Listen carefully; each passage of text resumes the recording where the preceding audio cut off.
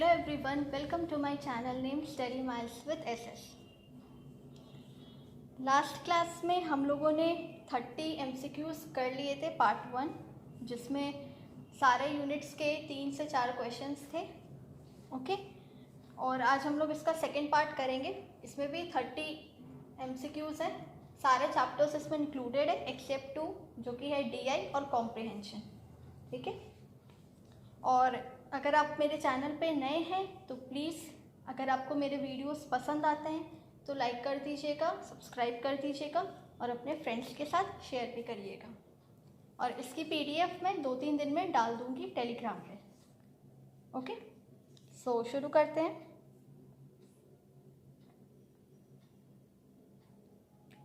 Here is your first question. If the son of a famous personality is your student, then you should teaching aptitude का है पहला question में ये कह रहा है कि अगर किसी फेमस पर्सनालिटी का जो बेटा है आपका स्टूडेंट है, सो उस टाइम पे उस सिचुएशन पे आप उससे कैसे डील करोगे, उसके साथ कैसे बिहेव करोगे। The question is asking this. Options are ignore him, option B ask more gifts, next है pay more attention to him, and last is consider him same like other students and scold him on his mistake. No matter whether a student is of famous personality or of normal person, you will always treat him or her as equal to the other students. तो इसलिए हमारा इसका option D इसका correct answer होगा कि famous personality का हो या नॉर्मल इंसान किसी का भी हो, आप उसको वैसे ही ट्रीट करोगे जैसे आप बाकी बच्चों को ट्रीट करते हो। Okay, you will treat him same like other students. कोई बायसनेस नहीं होना चाहिए, किसी तरह का कोई पार्शियलिटी नहीं होना चाहिए when you are treating him. Okay, so option D will be a correct answer. Next question, what should a teacher do if students criticise any other teacher in his presence. एक teacher को क्या करना चाहिए अगर बच्चा किसी दूसरे teacher की बुराई कर रहा है या क्रिटिसाइज कर रहा है, मीन्स उसके बारे में बुरा भला कह रहा है, तो उस टाइम पे टीचर को क्या करना चाहिए। Join him in criticising the other, क्या उसे भी ज्वाइन कर लेना चाहिए बुराई करने के लिए स्टूडेंट्स के साथ। नेक्स्ट है encourage him to share it with principal, या उसे इनकरेज करना चाहिए, बढ़ावा देना चाहिए कि वो ये सारी बातें प्रिंसिपल के साथ भी शेयर करें। पनिश हिम, पनिशमेंट देना चाहिए। और is it D scold them and then tell them not to criticise anyone, या उसे डांटना चाहिए और कहना चाहिए कि किसी के बारे में बुरा भला क्रिटिसाइज नहीं करना चाहिए। So answer for this question will be option D, कि हमें उसे डांटना चाहिए और मना करना चाहिए कि किसी की बुराई नहीं करनी चाहिए। This one would be the best answer for question number, which question is this? Question number 2. Okay, so next question, for attending a seminar a teacher should, एक टीचर को सेमिनार अटेंड करना है तो उस सिचुएशन में teacher को क्या करना चाहिए। Take leave from school by making excuse of poor health, school से छुट्टी ले लेनी चाहिए एक्सक्यूज दे के कि वो बीमार है। Ask for a permission from head of the institute, क्या हेड ऑफ HOD से या प्रिंसिपल से या उस डिपार्टमेंट का जो भी हेड है उससे परमिशन लेनी चाहिए छुट्टी की। Not ask for permission from head of the institute, permission नहीं लेनी चाहिए। और is it D tell any other fellow teacher to take classes during his absence, या किसी और टीचर को कह देना चाहिए कि उसके एब्सेंस में वो उसकी क्लासेस ले ले। सो सूटेबल आंसर इसका होगा option B, ask for a permission from head of the institute. अगर एक टीचर को सेमिनार अटेंड करना है, वर्कशॉप अटेंड करना है या कॉन्फ्रेंस किसी भी तरह का चीज़ अटेंड करना है तो फिर उसे पहला स्टेप क्या लेना होगा, उसे परमिशन लेनी होगी प्रिंसिपल से या उस डिपार्टमेंट के हेड से। उसे न तो छुट्टी ले लेनी चाहिए एक्सक्यूज दे के, और ना ही उसके एब्सेंस में किसी और टीचर को उसे रखना चाहिए। क्यों? क्योंकि ये काम प्रिंसिपल का होगा। अगर वो नहीं अटेंड कर पा रहा है क्लास तो प्रिंसिपल का काम होगा कि उसकी क्लासेस किसी और को शेड्यूल कर दी जाए, ना कि उसका खुद का ये राइट होगा। Okay, next question, which of the following domains is related to attitude, value and motivation? Attitude, value और मोटिवेशन से कौन सा डोमेन पता चलता है? Which domain is related with these three terms? Attitude तो सबने पढ़ा है और सबसे इजी है इसको गेस करना फ्रॉम द वर्ड और टर्म एटीट्यूड। एटीट्यूड हमारा किस में आता है? एटीट्यूड डोमेन में, जिसमें हम बिहेवियर की बात करते हैं। Okay, so answer for this question will be attitude domain. Cognitive में हम माइंड की बात करते हैं, नॉलेज की बात करते हैं। साइकोमोटर में हम स्किल्स की बात करते हैं, ठीक है। और लर्निंग डोमेन क्या होता है? आप अब कोई चीज़ नहीं सीख रहे हो तो। और एटीट्यूड में हमारा बिहेवियर आता है, वैल्यूज आते हैं। Okay, next question, objectives of research can be categorized as, so sorry by mistake ये हाईलाइट हो गया है, ये ऑप्शन है theoretical objectives. Okay, so option है हमारा theoretical objectives, factual objectives, application objectives, all of the above, और is it none of these? So answer होंगे हमारे सारे के सारे all of the above. Research के ऑब्जेक्टिव्स को कितने कैटेगरीज में हम डिफाइन करते हैं? बेसिकली 3 कैटेगरीज में डिफाइन करते हैं। पहला है हमारा थ्योरेटिकल ऑब्जेक्टिव्स। ये क्या करता है? ये मेनली नए नए थ्योरीज को फॉर्मुलेट करता है, ठीक है।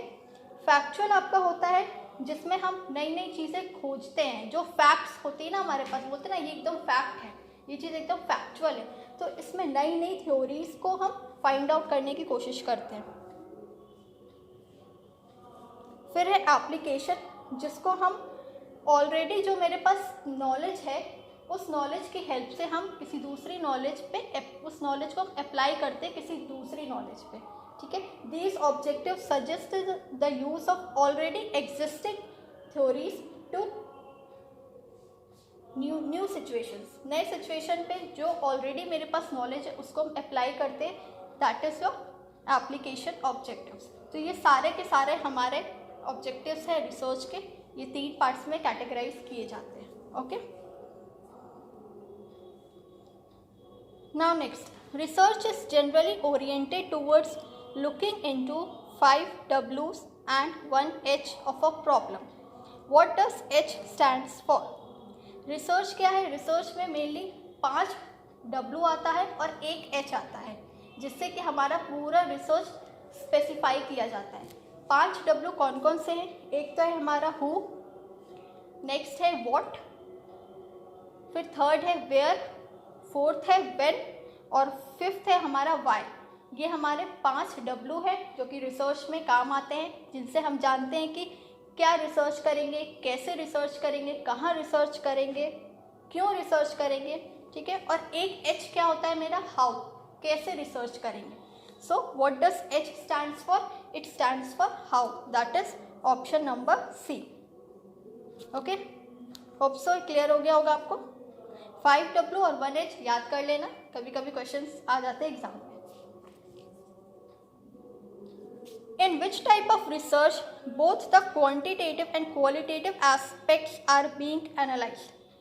किस रिसर्च में क्वांटिटेटिव, जिसको हम न्यूमेरिकल टर्म्स में एक्सप्रेस करते हैं, मेजर करते हैं, एंड क्वालिटेटिव जो कि मेरा किसी फिनोमेना से डील होता है, तो ये दोनों रिसर्च हम किस एस्पेक्ट या कहाँ पे हम एनालाइज करते हैं इसको, ये हमारा आता है मिक्स्ड रिसर्च में। मिक्स्ड मतलब क्या हुआ? दोनों का मिक्सचर। मिक्सचर किसका? क्वालिटेटिव का एज वेल एज क्वांटिटेटिव का। So answer for this question will be option number D, that is mixed research. Okay, fundamental research क्या होता है? जो ग्राउंड लेवल की जो रिसर्च होती है, बेसिक रिसर्च होती है, that is your fundamental research, जिसपे हम थ्योरीज को फॉर्मुलेट करते हैं और फिर एप्लीकेशन एक जनरलाइज वे में अप्लाई करते हैं उसको, ठीक है। अप्लाइड रिसर्च क्या होता है? ये रिसर्च हमारा फंडामेंटल रिसर्च का ऑपोजिट होता है, ठीक है, याद रखना। अप्लाइड रिसर्च फंडामेंटल रिसर्च का ऑपोजिट होता है, और इसमें हम क्या करते हैं, ये मेनली हमारा सोशल एस्पेक्ट के लिए होता है। सोशल एस्पेक्ट हो या बिजनेस एस्पेक्ट हो, उसमें हम अप्लाई करते हैं, तो मेरा अप्लाइड रिसर्च होता है। किसी चीज़ का सॉल्यूशन फाइंड आउट करने के लिए होता है। ओके, एंड एम्पिरिकल रिसर्च होता है जो कि मेरा एक्सपीरियंस से आता है। ओके, सो इसका आंसर होगा option number D, mixed research, जिसमें दोनों कैरेक्टरिस्टिक्स आते हैं मेरे, क्वालिटेटिव के एज वेल एज क्वांटिटेटिव के। Next, dash are the different methods और techniques which are used in any stages of research process. Research methodology, research method, research objectives और research norms. इन चारों में से क्या ऐसा है जो मेरे को मेथड्स और टेक्निक्स बताता है अलग अलग रिसर्च में काम आने के लिए? जब हम रिसर्च के स्टेप्स करते हैं तो कौन सी ऐसी चीज़ है जो टेक्निक्स और मेथड्स बताती है? रिसर्च मेथोडोलॉजी होगा, मेथड होगा, ऑब्जेक्टिव होगा या नॉर्म्स होगा। सी, मेथोडोलॉजी क्या होता है ना, जब भी हम लास्ट में, मेरा लॉजी वर्ड होता है, कोई भी वर्ड ले लो, अगर लास्ट में LOGY लॉजी वर्ड है, वो एक तरह का स्टडी होता है, ठीक है। इसीलिए बायोलॉजी कहते हैं ना, बायो प्लस लॉजी, तो वो क्या, वो एक तरह की स्टडी है। तो रिसर्च मेथोडोलॉजी भी क्या होता है, हमारा एक तरह का स्टडी है जिसमें हम रिसर्च को कंडक्ट करते हैं साइंटिफिकली और step by step, that is systematically. ये हम कंडक्ट करते हैं किसमें, रिसर्च मेथोडोलॉजी में। और रिसर्च मेथड्स क्या होता है ना मेरा, अलग अलग तरह का मेथड्स होता है, टेक्निक्स होता है जो हम रिसर्च प्रोसेस में यूज़ करते हैं। तो इसलिए हमारा आंसर होगा इस क्वेश्चन का option B, that is research methods are different methods और techniques which are used in any stages of research process. वो स्टेज कुछ भी हो सकता है, लाइक आपका डेटा कलेक्शन हो सकता है, एनालिसिस हो सकता है डेटा का, फिर रिजल्ट्स की एक्यूरेसी चेक करने के लिए, इंटरप्रेट करने के लिए, कोई भी स्टेज हो सकता है। तो उसमें हम क्या यूज़ करते हैं, रिसर्च मेथड्स। ओके, तो ऑप्शन होगा हमारा B correct answer. Hope so this question is clear to you. Now let's move to our next question, that is question number 9। Communication start हो गया यहाँ से। In which type of communication there is no feedback? Communication, ऐसा कौन सा communication है जिसमें feedback नहीं होता है? नो फीडबैक दिया है, नॉट का क्वेश्चन है। Okay, interpersonal communication, intra group communication, informal communication और none of the above. So obvious है, हमने इंटरपर्सनल कम्युनिकेशन क्या पढ़ा था कि जिसमें इंटरैक्शन होता है दो पर्सन्स के बीच में, that is interpersonal. Intra group communication क्या होता है, अगर हम एक ही ग्रुप के लोग से, एक ही ग्रुप के जो लोग हैं वो आपस में इंटरैक्ट कर रहे हैं, मतलब सिंगल ग्रुप का ही लोग आपस में इंटरैक्ट कर रहा है, तो वो हो गया मेरा इंट्रा ग्रुप कम्युनिकेशन। इनफॉर्मल होता है जो हम फैमिली से, रिलेटिव से, पेरेंट्स से, अपने फ्रेंड से करते हैं, that is what informal communication. So इसका आंसर होगा हमारा none of the above. Okay, अब इसका आंसर क्या होगा, इंट्रा पर्सनल कम्युनिकेशन। इंट्रा मतलब जब हम खुद से बातें करते हैं, intra means with in self, खुद से जब हम कम्युनिकेट करते हैं तो उस टाइम पे कोई फीडबैक नहीं होता है। ओके, सो इसलिए इसका आंसर होगा option D, none of the above. और इसका करेक्ट आंसर क्या होगा, intra personal communication. Hope so question आपको समझ में आ गया होगा। Now question 10, dash is the name given to the short term interactions which we have in our day to day life। Okay, day to day life लिखा है। ऐसा कौन सा कम्युनिकेशन है जो बहुत ही कम टाइम के लिए होता है, वेरी शॉर्ट ड्यूरेशन के लिए जो होता है और जो डे टू डे लाइफ में होता है? ऐसा कौन सा कम्युनिकेशन है जो हर दिन होता है और बहुत शॉर्ट पीरियड ऑफ टाइम के लिए होता है? Interpersonal communication, non contiguous communication, impersonal communication और is it contiguous communication? C, non continuous communication क्या होता है, जिसमें सेंडर और रिसीवर दोनों टच में नहीं है, मीन्स दोनों डिस्टेंस पे है, ठीक है। कंटिन्यूअस कम्युनिकेशन होता है और you can pronounce this word as contagious communication. क्या होता है, जिसमें सेंडर और रिसीवर दोनों टच में हैं। इंटरपर्सनल होता है जिसमें इंटरैक्शंस होता है, 2, 3, 4 जितने भी लोग हैं उन लोगों में अगर इंटरैक्शंस होता है, that is of interpersonal communication. And impersonal communication क्या होता है ना, जो बहुत शॉर्ट ड्यूरेशन के लिए होता है। Short duration in the sense hardly 2-3 minutes का होता है और यू कैन से 5 मिनट्स का होता है।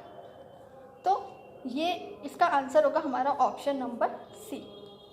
लाइक फॉर एग्जाम्पल आप शॉपकीपर के पास गए, आपको कुछ सामान खरीदना था, ठीक है। फॉर एग्जाम्पल आपको 10 रुपये का एक पैकेट बिस्किट लेना था, तो आप शॉपकीपर के पास गए, उस दुकानदार के पास गए, आपने उसको बोला कि मुझे ये बिस्किट चाहिए, उसने वो बिस्किट निकाला, आपने पे किया और आप चलते बने। तो ये क्या हुआ?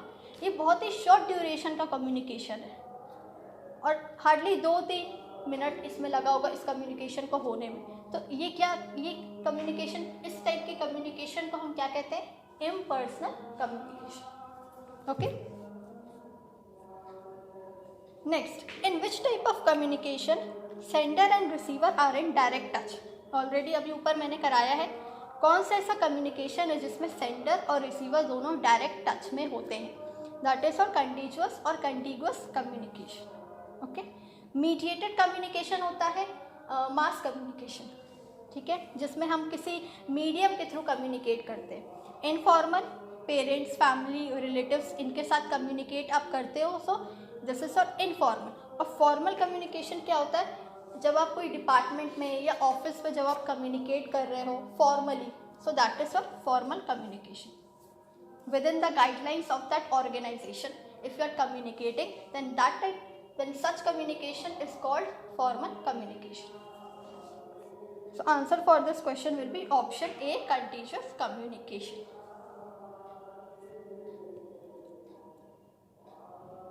Next, lateral communication is also known as vertical communication, diagonal communication, horizontal communication या टॉप बॉटम कम्युनिकेशन।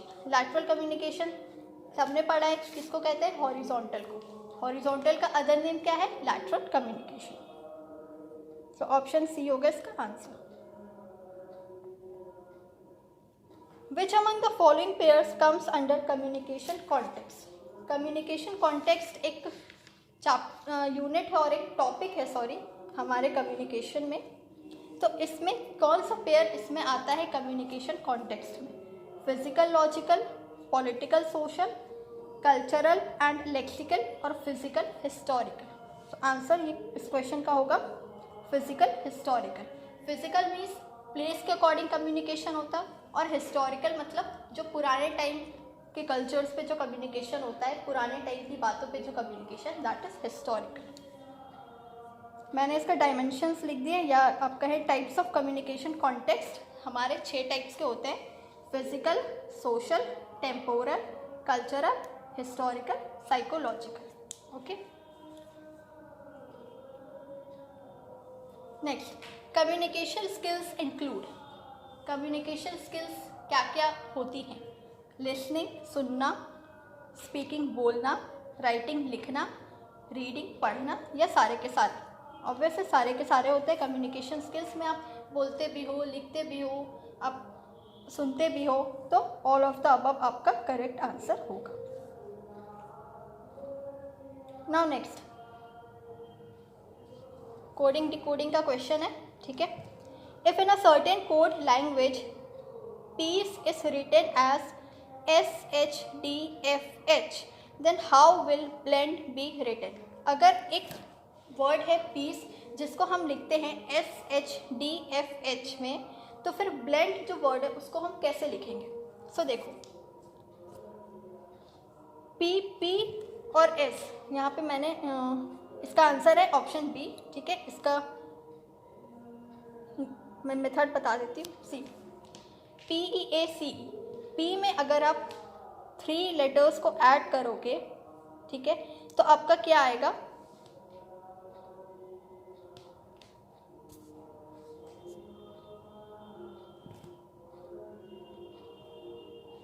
हाँ, ओके, पी में अगर आप 3 लेटर्स या अल्फ़ाबेट्स को आप ऐड करोगे तो क्या आएगा? PQRS, ठीक है।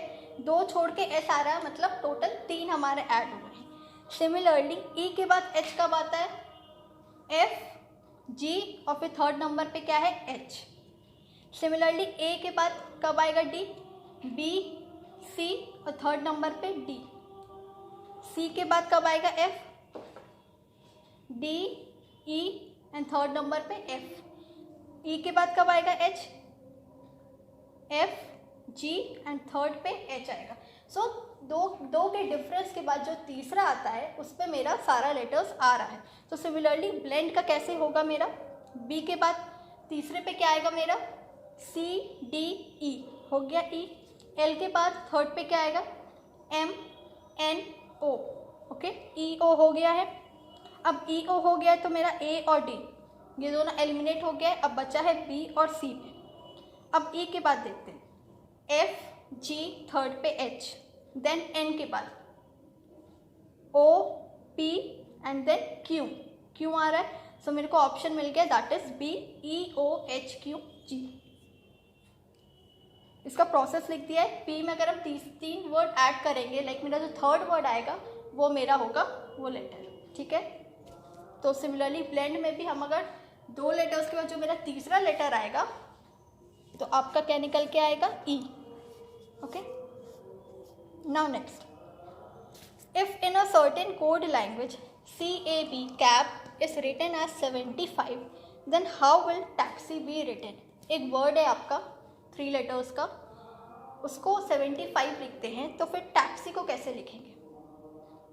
इसका आंसर है 54। इसका मेथड देख लो। देखो CAB है, हम रिवर्स ऑर्डर पोजीशन देखेंगे। रिवर्स ऑर्डर कैसे हो गया, लाइक Z से, A से कैलकुलेट नहीं करेंगे, Z से कैलकुलेट करेंगे। Z मेरा क्या आएगा, नंबर 1, ठीक है। Y क्या आएगा, नंबर 2, X क्या आएगा, number 3 and so on. Reverse order में हम कैलकुलेट करेंगे तो C मेरा 24 आएगा, 24th नंबर पे मेरा C आएगा। We have to count from reverse order. Reverse मतलब उल्टा देखेंगे हम। A आएगा मेरा 26 लेटर्स 26th पे, B आएगा 25th पे, और जब आप ये तीनों नंबर्स को ऐड करोगे then you will get 75 which is given as cab. See cab is written as 75। तो फिर आप टैक्सी कैसे लिखोगे, सिमिलरली आप रिवर्स ऑर्डर में लिखोगे। टैक्सी का रिवर्स ऑर्डर से कितना है पोजीशन, 7th है। A का कितना है 26, X का 3, I का 18, और अब जब इन चारों नंबर्स को आप जब ऐड करोगे then you will get your answer that is 54, okay. तो होप्स आपको समझ में आ गया होगा। प्रोसेस दिया है, इसको अच्छे से देख लेना आप, okay. Now next, if in a certain code language, again coding decoding, parrot is written as TORRAP, then how will sparrow be written. इस क्वेश्चन में देखो हमारा वर्ड दिया है पैरट। पैरट को आप ध्यान से देखोगे तो ये रिवर्स ऑर्डर में बैक साइड से पूरा लिखा है, ठीक है। राइट साइड देखो, राइट साइड P है, फिर A है, फिर R है, O है, T है। तो रिवर्स ऑर्डर में पैरट की स्पेलिंग लिखी है। तो स्पैरो कैसे होगा, स्पैरो भी फिर हम रिवर्स ऑर्डर में ही लिखेंगे। अगर पैरट मेरा रिवर्स ऑर्डर में लिखा है तो स्पैरो हम रिवर्स ऑर्डर में लिखेंगे तो क्या आएगा, W आएगा, O आएगा, R आएगा, WORR आएगा। तो ऑप्शन भी मेरा एलिमिनेट हो गया। फिर A आएगा, फिर P आएगा, S आएगा। सो ऑप्शन सी हमको मिल गया है। ऑप्शन सी मेरा मैच कर रहा है। So option C will be your correct answer, okay. Next, dash are the means through which knowledge is acquired. Knowledge हम कैसे प्राप्त करते हैं। नॉलेज को प्राप्त करने के हमारे पास बहुत सारे सोर्स होते हैं, तो उसको हम क्या कहते हैं या किस ढंग से हम नॉलेज को एक्वायर करते हैं। उपमान, प्रमाणास, अनुमान या ऑल ऑफ द अबव। तो इसका आंसर होगा हमारा प्रमाणास। Pramanas are the means through which we can acquire knowledge. और प्रमाणास के अंदर ये सारे आते हैं हमारे सोर्स ऑफ नॉलेज, जैसे उपमान हो गया, अनुमान हो गया, अनुपलब्धि हो गया, ठीक है। ये सारी चीज़ें आती हैं फिर प्रमाणास में। इंडियन लॉजिक का ये क्वेश्चन है। नेक्स्ट, ये स्क्वायर ऑफ अपोजिशन का क्वेश्चन है, ठीक है। क्वेश्चन क्या कह रहा है, in square of opposition E denotes. Square of opposition में हमने 4 पढ़ा है, AEIO। ए मतलब होता है ऑल, ई मतलब होता है नो, आई मतलब होता है सम, और ओ मतलब होता है सम नॉट। तो इसमें पूछ रहा है ई क्या डिनोट्स करता है। ई मतलब होता है नो, दैट इज नेगेटिव। तो इसका आंसर होगा हमारा यूनिवर्सल नेगेटिव प्रोपोजिशन, ठीक है। Next, question 20, on the basis of operations how many types of computer are there. Operations के बेसिस पे कितने तरह के कंप्यूटर्स होते हैं। आईसीटी के क्वेश्चन स्टार्ट हो गए हैं। 1, 2, 3 और 4। Correct answer will be option 3। 3 तरह के कंप्यूटर्स होते हैं। पहला होता है एनालॉग कंप्यूटर्स, जिसमें हम वेव्स के फॉर्म में मेरा डेटा रहता है। फिर नेक्स्ट होता है डिजिटल कंप्यूटर्स, जिसमें नंबर्स के फॉर्म में होता है 0, 1 और 1 होता है। और लास्ट होता है हाइब्रिड, जिसमें दोनों का मिक्सचर होता है, एनालॉग का भी और डिजिटल का भी। ठीक है। So on the basis of operations there are 3 types of computers, analogue, digital and hybrid computers. Next, which type of language is first used in generation of computer? In first generation of computer, total 5 generation of computers पढ़ा है हम लोगों ने। तो first generation of computer में कौन सी language use की जाती थी? Assembly language, machine language, high level language और C++। सो फर्स्ट लेवल में या फर्स्ट जनरेशन में हमारा मशीन लैंग्वेज यूज़ की जाती थी। ठीक है, बहुत लो लेवल लैंग्वेज होती है मशीन लैंग्वेज, और इस लैंग्वेज को समझना आम आदमी के बस की नहीं रहती है। ह्यूमंस इस लैंग्वेज को नहीं समझ पाते हैं। ठीक है। Full form of Fortran. Fortran का फुल फॉर्म क्या है? फोर्ट्रान भी एक तरह का लैंग्वेज है। ये हमारा हाई लेवल लैंग्वेज होता है। ठीक है। इसका फुल फॉर्म है formula translation, that is option C, formula translation. Next, What does M stands for in DBMS? DBMS का फुल फॉर्म में M क्या होता है? Is it management, motherboard, material और machine? So M stands for management। DBMS का full form होता है database management system. ये एक तरह का टूल है जिसमें आप डेटा को स्टोर करते हो, उसको डिज़ाइन करते हो, एडिट करते हो। किस लिए? डेटाबेस के लिए। खूब सारे डेटाबेस होते हैं ना। आप बड़े बड़े यूनिवर्सिटीज़ में जाओ, कॉलेजेस में जाओ, तो स्टूडेंट्स के जो एडमिशन फॉर्म्स रहते हैं या रजिस्टर्स जो रहते हैं, अटेंडेंस रजिस्टर्स, तो उन सब का कहीं ना कहीं डेटाबेस होगा ना कंप्यूटर्स पे। तो उसको स्टोर करने के लिए, एडिट करने के लिए हम DBMS का यूज़ करते हैं। एक तरह का टूल है। ठीक है। तो इसलिए DBMS का फुल फॉर्म होगा database management system. Census is conducted after every 10 years, 12 years, 8 years और 15 years। सेंसस कब कंडक्ट किया जाता है? सेंसस एक तरह का ऑफिशियल सर्वे होता है पॉपुलेशन का। हमारे कंट्री का जो पॉपुलेशन है उसकी सर्वे की जाती है, तो उसके लिए सेंसस कंडक्ट किया जाता है। और ये कब कंडक्ट होता है? ये हर 10वें साल पे कंडक्ट होता है, every 10th year. Okay, so option A will be your correct answer. Next, Montreal Protocol was signed in which year? Montreal Protocol कब साइन किया गया था? Montreal Protocol किस लिए आया था? ये हमारे ओजोन लेयर डिप्लीट हो रहा था, उसको बचाने के लिए ये कन्वेंशन, ये प्रोटोकॉल लाया गया। और इसको कब साइन किया गया था? 1985 में, 1986 में, 1987 या 1988। सो 1987 में इसको साइन किया गया था मॉन्ट्रियल प्रोटोकॉल को, ओजोन लेयर को बचाने के लिए, उसका जो डिप्लीशन हो रहा था उसको रोकने के लिए। Okay.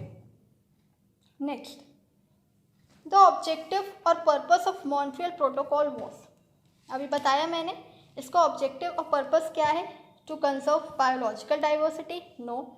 To promote generation and use of solar energy? No. Solar energy के लिए हमारा आया था इंटरनेशनल सोलर अलायंस आया था। ठीक है। नेक्स्ट है to regulate production and use of chemicals which lead to the depletion of ozone layer. Yes, option C will be your correct answer. To reduce green house gases? नहीं। Green house gases के लिए हमारा कौन सा protocol आया था? Kyoto protocol आया था। इन विच ईयर आया था? ये 1997 में आया था। ओके। सो ऑप्शन सी इसका होगा correct answer.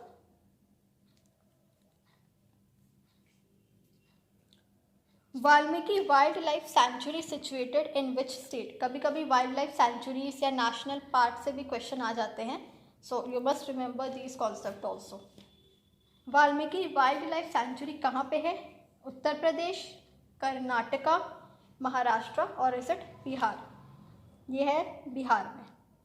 Okay, next, these courses do not provide technical education and their focus is on theory as well as practical। ये कोर्सेज जो हैं टेक्निकल एजुकेशन नहीं प्रोवाइड करते हैं। टेक्निकल एजुकेशन क्या हुआ? टेक्नोलॉजी से रिलेटेड एजुकेशन नहीं प्रोवाइड करते हैं। इनका सिर्फ और सिर्फ फोकस कहाँ होता है? थ्योरी पे और प्रैक्टिकल्स पे। तो ये कौन सा कोर्स है? Technical education, professional education, skill based education और is it none of the above? C, technical education तो सीधे एलिमिनेट हो गया क्योंकि टेक्निकल एजुकेशन में टेक्नोलॉजी की बात कह रही है और इसमें क्वेश्चन में दिया है कि do not provide technical education. So option A will be automatically eliminated. Option C क्या कह रहा है? Skill based education. Skill based education ठीक है, प्रैक्टिकल तक ठीक है, पूछ रहा है प्रैक्टिकल नॉलेज के लिए भी तो ठीक है, स्किल बेस्ड ठीक है, बट इसमें थ्योरी भी पूछ रहा है, theory as well as practical. So theory as well as practical हमारी किस में आएगी? प्रोफेशनल एजुकेशन में आएगी, जिसमें थ्योरेटिकल नॉलेज भी दिया जाता है and at the same time it also provides you practical knowledge.